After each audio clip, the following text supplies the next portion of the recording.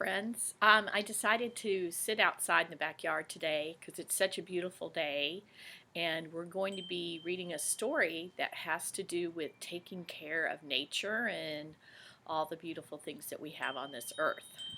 And that book is called The Lorax by Dr. Seuss. We didn't get around to reading this during Dr. Seuss week because I was saving it for when we would be getting into our science unit talking more about how we can take care of the earth. At the far end of town, where the grickle grass grows, and the wind smells slow and sour when it blows, and no birds ever sing except old crows, is the street of the lifted Lorax. There you can see the city.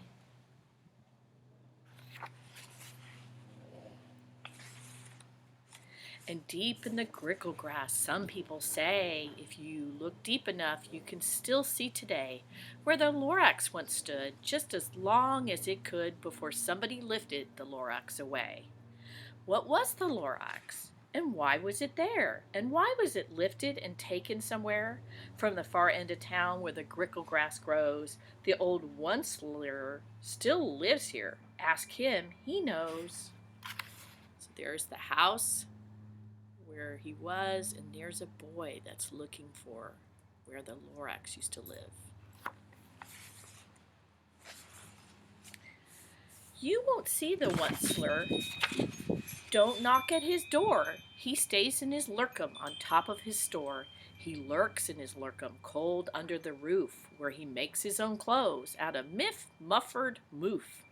And on special dank midnights in August he peeks out of his shutters, and sometimes he speaks and tells how the Lorax was lifted away. He'll tell you perhaps if you're willing to pay.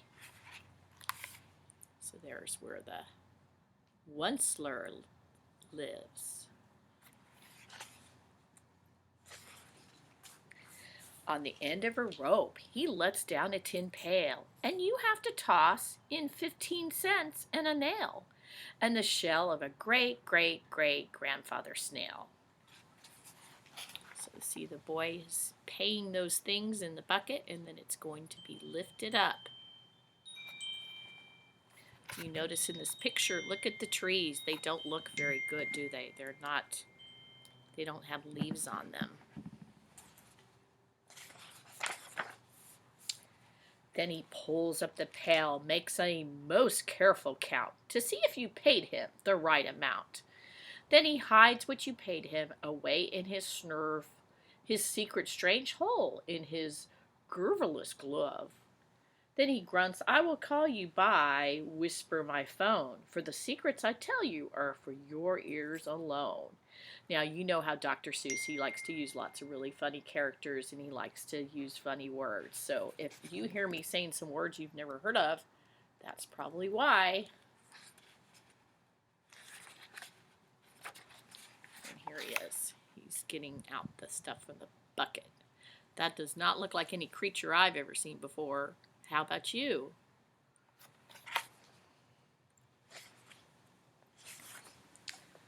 Slup. Down slups the whisper my phone to your ear, and the old once-ler's whispers are not very clear, since they have to come down through a sniggerly hose, and he sounds as if he had smallish bees up his nose. Now I'll tell you, he says, with his teeth sounding gray, how the Lorax got lifted and taken away. It all started way back, such a long, long time back.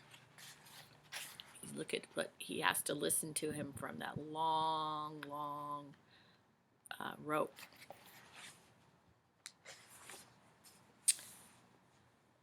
Way back in the days when the grass was still green and the pond was still wet and the clouds were still clean and the song of the swami swans rang out in space, one morning I came to this glorious place. And I first saw the trees, the truffula trees, the bright-colored tufts of the truffula trees, mile after mile in the fresh morning breeze. Look how colorful that is. It looks so different than the other page. Really fun. Such a fantasy world of Dr. Seuss. And under the trees, I saw brown barbaloots frisking about in their barbaloot suits as they played in the shade and ate truffle of roots. From the ripulous pond came the comfortable sound of the hummingfish humming while splashing around. See, there were lots of creatures then. Very different than those first pages. See the little bear creatures and see the fish. And the water looks so nice and blue. But those trees, those truffle trees, all my life I've been searching for trees such as these. The touch of their tufts was much softer than silk, and they had the sweet smell of fresh butterfly milk. I felt a great leaping of joy in my heart. I knew just what I'd do. I unloaded my cart. So the Onceler found these trees, and what does he look like he's doing to these trees? He's grabbing them, maybe? You see his axe?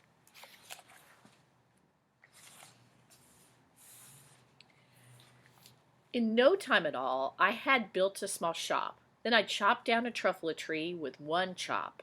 And with great skillful skill, with great speedy speed, I took the soft tuft and I knitted a thneed. So it looks like he's using the nice fluffy part from the tree to make some kind of clothes.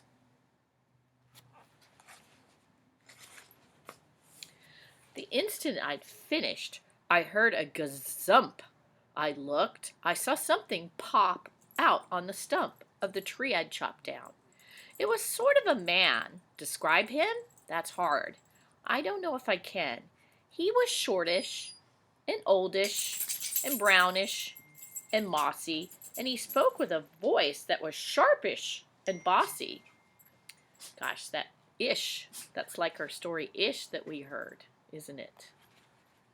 Meaning sort of short, sort of old. There he is. There is the Lorax.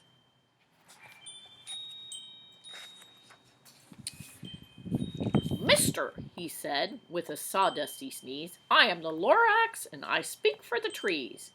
I speak for the trees have no tongues, and I'm asking you, sir, at the top of my lungs. He was very upset as he shouted and puffed. What's that thing you made out of my truffle tuft? So, trees can't talk for themselves, right? They can't defend themselves. So, that's what the Lorax thinks his job is, to talk for the beautiful trees. Look, Lorax, I said, there's no cause for alarm. I chopped just one tree. I am doing no harm. I'm being quite useful. This thing is a thneed.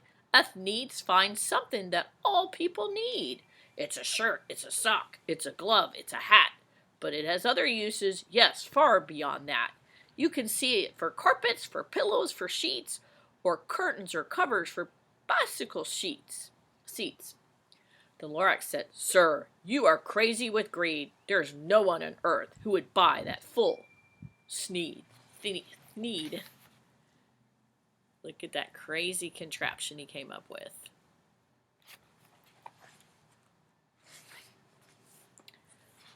But the very next minute, I proved he was wrong, for just at that minute, a chap came along. A chap is like a guy. And he thought the thneed I had knitted was great. He happily bought it for $3.98. I laughed at the Lorax. You poor stupid guy. You never can tell what some people will buy. So see, the guy's going off with his first sale of a thneed.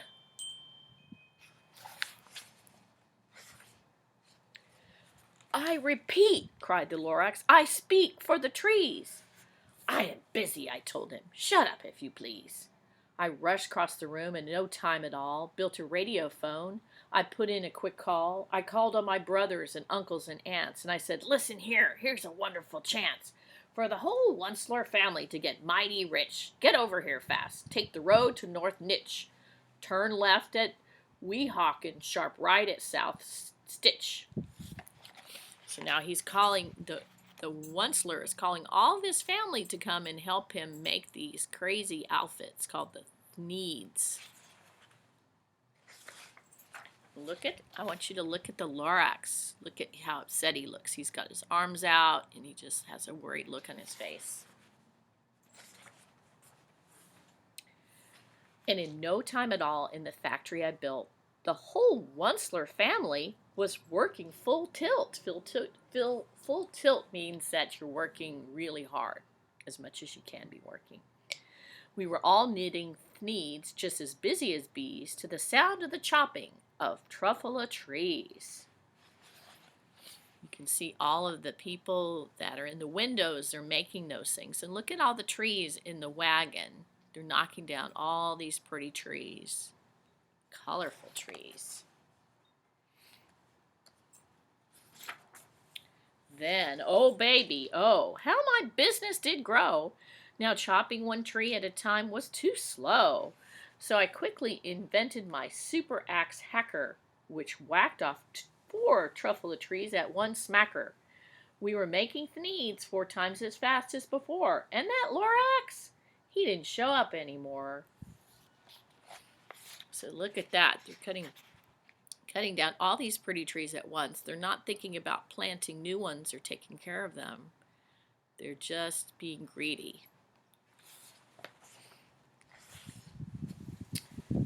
But the next week, he knocked on my new office door. He snapped, "I am the Lorax who speaks for the trees, which you seem to be chopping as fast as you please. But I'm also in charge of the brown bat baloots, who played in the shade in their barbaloot suits and happily lived eating truffula fruits. Now, thanks to you, you're hacking my trees to the ground. There's not enough truffula fruit to go round, and my poor barbaloots are all getting the crummies because they have gas and no food in their tummies." So see, when you do something to the environment where animals live, then they sometimes lose their houses and they sometimes lose their food, and that's what's happening to these poor little bear-like creatures because they don't have enough fruit because the trees are getting all knocked down. They love living here, but I can't let them stay. They'll have to find food, and I hope that they may. Good luck, boys, he cried, and he sent them away. I, the Onceler, felt sad as I watched them all go, but business is business, and business must grow, regardless of crummies in the tummies, you know. So friends, does the Onceler care? Yeah, he kind of feels bad, but at the same time, he wants to keep making money, so he's not worrying about it too long. I meant no harm, I most truly did not, but I had to grow bigger, so bigger I got.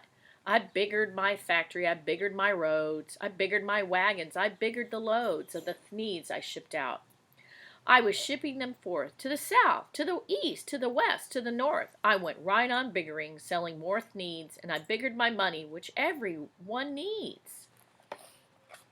Notice the sky doesn't look quite as pretty, and it's just like having all those trees gone just doesn't look so nice either.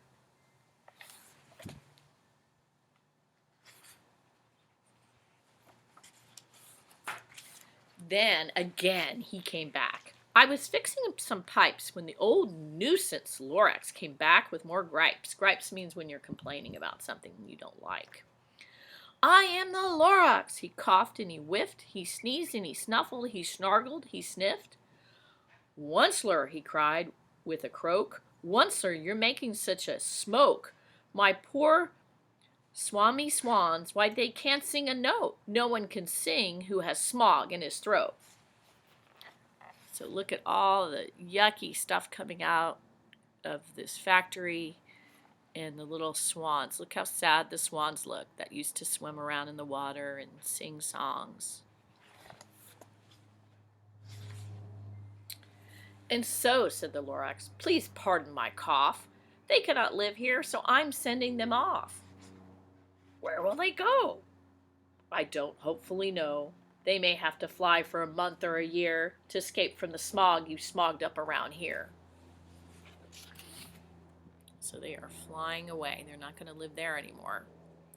Look at the truffula tree that is there. It doesn't look as nice and colorful as it did in the beginning, does it?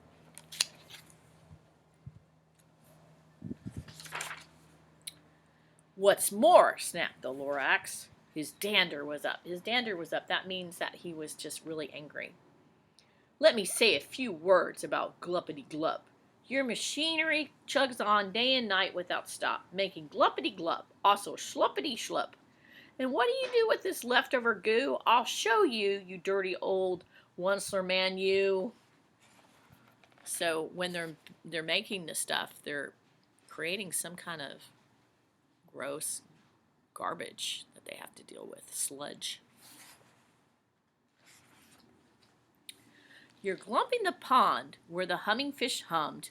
No more can they hum, for their gills are all gummed. So I'm sending them off. Oh, their future is dreary. They'll walk on their fins and get woefully weary in search of some water that isn't so smeary. Look at that disgusting water. Would you want to swim in that water? I don't blame those fish for wanting to leave. You can tell this is a fiction story, though, because can fish do that? Can they walk off on their fins? Unfortunately, they can't. But in Dr. Seuss books, all kinds of stuff happens that doesn't normally. And then I got mad. I got terribly mad. I yelled at the Lorax, now listen here, Dad. All you do is yap yap and say bad, bad, bad, bad. Well, I have my rights, sir, I'm telling you. I intend to go on doing just what I do. And for your information, you Lorax, I'm figuring on biggering and biggering and biggering and biggering. Turning more truffler trees into needs, which everyone needs. Now, biggering isn't a real word, but it's got the word big in there, so it's a make-believe word, but it sounds like to me that it means making things bigger, which can't be good for the earth. And in that very moment, we heard a loud whack. From outside in the fields came a sickening smack of an axe in a tree. Then we heard the tree fall, the very last truffula tree of them all. So look at that. They cut down the last one. How are they going to make any more of the thneeds? There is no more. And look at how ugly it looks there now.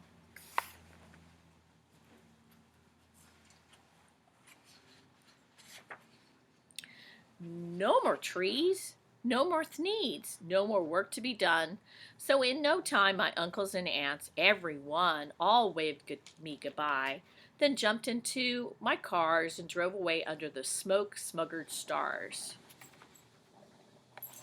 Now that all that was left neath the bad-smelling sky was my big empty factory, the Lorax and I. So everybody left because there was no more work to be done. Just the Onceler and the Lorax left. And lots of ugly sky and water. The Lorax said nothing, just gave me a glance. Just gave me a very sad, backward glance as he lifted himself by the seat of his pants, and I'll never forget the grim look on his face when he hoisted himself and took leave of this place through a hole in the smog without leaving a trace. Grim. A grim look means that you are looking really upset, really sad, disappointed. See, he's going through the one little piece of the blue sky that's left. The Lorax escaped through.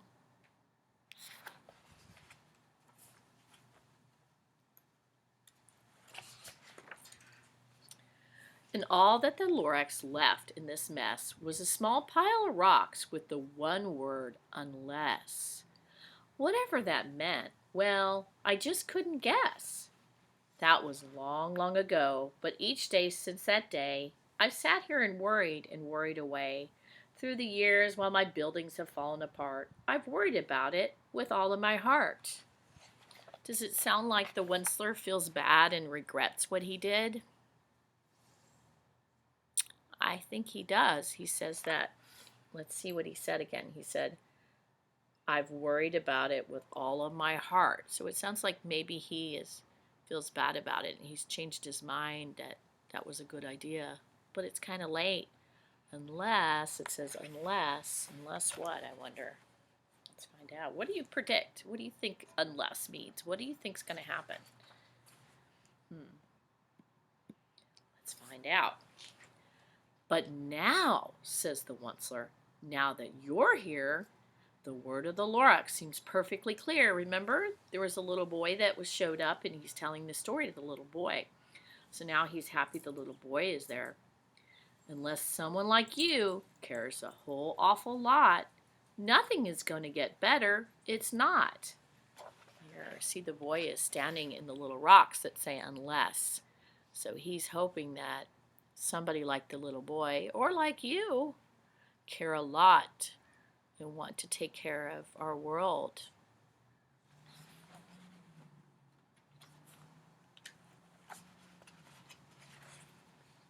So, catch, calls the Onceler. He lets something fall. It's a truffula seed. It's the last one of all. You're in charge of the last of the truffula seeds. And truffula trees are what everyone needs. Plant a new truffula, treat it with care, give it clean water and feed it fresh air. Grow a forest, protect it from axes that hack. Then the Lorax and all of his friends may come back. See, he's throwing the seed to the boy, and the boy is ready. He's got his hands up, trying to catch it.